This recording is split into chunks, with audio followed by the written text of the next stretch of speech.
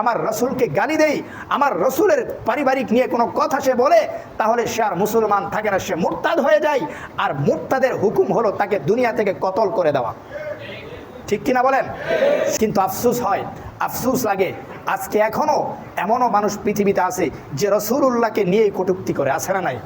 কথা বলেন, আছে না নাই? আমরা তো মুসলমান, আজ আমরা মুসলমান, কিন্তু মুসলমান হওয়া সত্ত্বেও আমাদের নবীকে নিয়ে আজ মানুষের কটূক্তিমূলক কথা বলে। শোনেন নাই? আমাদের পার্শ্ববর্তী রাষ্ট্রে আমার আপনার নবীকে নিয়ে কটূক্তিমূলক কথা বলে, ইসলামকে নিয়ে কটূক্তিমূলক কথা বলে, কিন্তু আমাদের গায়ে কোনো আঘাত লাগে না। কেমন আশেক হইলাম আমরা রসুলের? আমরা তো রসুলের শুধু দেওয়ালের আশেক হলাম। ঠিক কিনা বলেন? খিচুড়ির আগে আশেক হলাম, বৎসরে একদিন মিলাদুন্নবীর আয়োজন করে খিচুড়ি আর বিরিয়ানি আর মিষ্টির আশেক আমরা, কিন্তু রসুলকে নিয়ে যে এত কটূক্তি করা হচ্ছে, কটু কথা ইসলামকে নিয়ে বলা হচ্ছে, আমাদের অন্তরের মধ্যে কি আঘাত লেগেছে? কথা বলেন, আঘাত লেগেছে? আঘাত যদি না লাগে আমরা এখনো খাঁটি মুমিন হতে পারি নাই। সেটা আল্লাহর নবী বলেন, লা ইউমিনু আহাদুকুম হাত্তা আকুনা আহাব্বা ইলাইহি মিন ওয়ালিদিহি ওয়া ওয়ালাদিহি ওয়ান নাসি আজমাইন।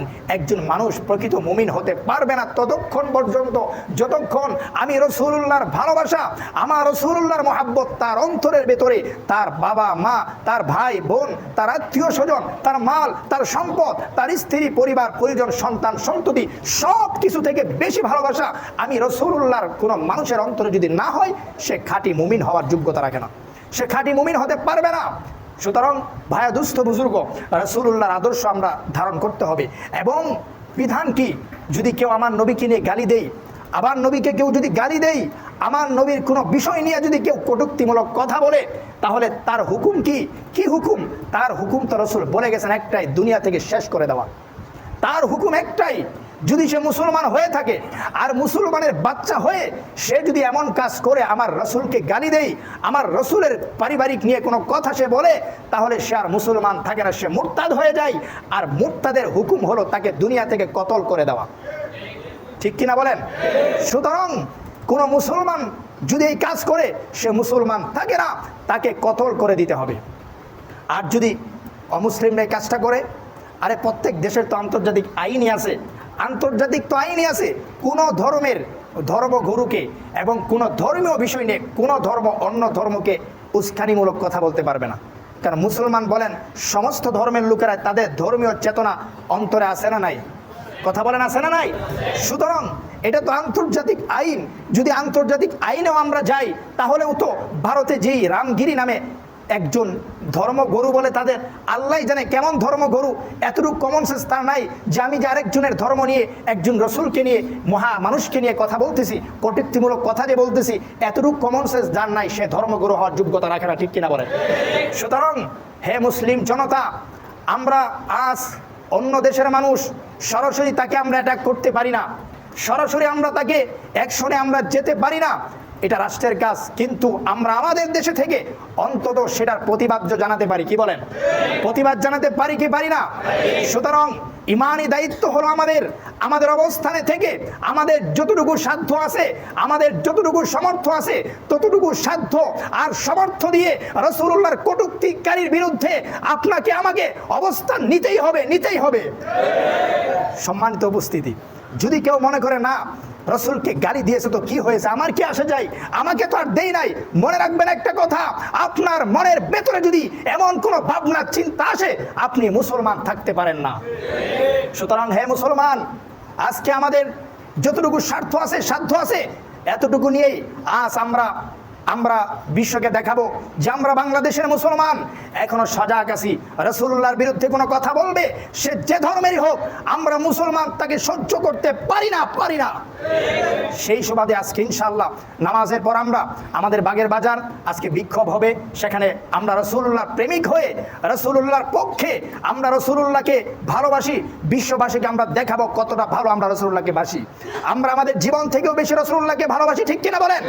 আমরা আমাদের জীবন থেকে, জান থেকে, মাল থেকে, সব কিছু থেকে আমাদের আগে হচ্ছে আমাদের ধর্ম, আগে ধর্ম, তারপর অন্য কিছু। ধর্ম আগে, রাজনীতি, কোনো দল, কোনো গোষ্ঠী, অন্য কোনো কাজ আমাদের মুসলমানদের আগে হতে পারে না। এক নম্বরে হলো ধর্ম। এক নম্বরে কি? সবাই বলেন কি? সুতরাং ধর্মীয়ভাবে আজ আমাদেরকে আঘাত করেছে। আমরা আজকে দেখা দিতে চাই আমরা মুসলমান ঘুমাই নাই, রাজপথে অবস্থান নিয়ে আমরা দেখা দিব আমরা এখনো সচেতন আছি। সুতরাং নামাজে পড়ে ইনশাল্লাহ আমরা সবাই এখান থেকে আমরা মিছিল বের করে আমরা বাগের বাজার অবস্থান নিয়ে সেখানে আমরা দেখা দিব যে আমরা মুসলমান সজাগ আছি। সুতরাং বেশি বাড়াবাড়ি করো না, বেশি বাড়াবাড়ি করো না। সময় আসবে যেদিন তোমরা একজনও রাসূলুল্লাহ একটা কটূক্তিকারী পালানোর মতো রাস্তা খুঁজে পাবে না। সম্মানিত উপস্থিতি, কি বিধান আমি আপনাদেরকে হাদিস থেকে শোনাচ্ছি। রাসূলুল্লাহ কটূক্তিকারীর বিধানটা কি? আন আলী রাদিয়াল্লাহু আনহু قال, হযরত আলী রাদিয়াল্লাহু আনহু থেকে বর্ণিত, তিনি বলেন قال রাসূলুল্লাহ সাল্লাল্লাহু আলাইহি ওয়াসাল্লাম, আল্লাহর নবী বলেছেন, মান সাব্বা নাবিয়ান ফাকতুলুহু, যে কোনো নবীকে গালি দিবে, যে কোনো নবীকে, আল্লাহ পাক পৃথিবীতে যত পয়গাম্বর পাঠাইছে 1 লক্ষ অথবা 1.25 লক্ষ পয়গাম্বর, যত নবীকে পৃথিবীতে আল্লাহ পাক পাঠিয়েছেন, সমস্ত নবীদের মধ্য থেকে যে কোনো নবীকে কেউ যদি গালি দেয়, বাজে মন্তব্য করে, তাহলে তার বিধান একটাই, ফাকতুলুহু, তাকে দুনিয়া থেকে শেষ করে দাও, কতল করে দাও, এটাই বিধান। আর যদি ওয়ামান সাব্বা সাহাবি, আর যদি কেউ আমার কোনো সাহাবিকে গালি দেয়, আল্লাহ নবীর হাদিস শুনে রাখুন, আমার কোনো সাহাবিকে যদি কেউ গালি দেয়, রাসূল বলতেছেন ওয়ামান সাব্বা আসহাবি, আমার কোনো একজন সাহাবিকে যদি কেউ গালি দেয়, ফাদরিবুহু, তাকে যে প্রহার করো, তাকে প্রহার করো, তাকে মার দাও। কেন আমার সাহাবিকে গালি দিবে? আমার এক একজন সাহাবি এক একটা তারকার মতো, উজ্জ্বল নক্ষত্রের মতো। আল্লাহ নবী বলেন ইনতাদাইতুম ইহতাদাইতুম, আমার একজন সাহাবিকে যদি তোমরা অনুসরণ করে যেতে পারো পৃথিবী থেকে, তোমাদের জন্য জান্নাত অবধারিত। শুধু তাই না, আমার একজন সাহাবিকে যদি তোমরা অনুসরণ করে যেতে পারো, মনে রাখবে আল্লাহ পাক তোমাদেরকে সঠিক পথের উপরে রেখেছে, পথভ্রষ্ট হও নাই। আর যদি সাহাবি বিদ্বেষ চলে আসে, নবী বিদ্বেষ চলে আসে, মনে করবে তুমি আর সঠিক পথের উপর নাই, সঠিক পথ থেকে তুমি অনেক দূরে চলে গিয়েছো।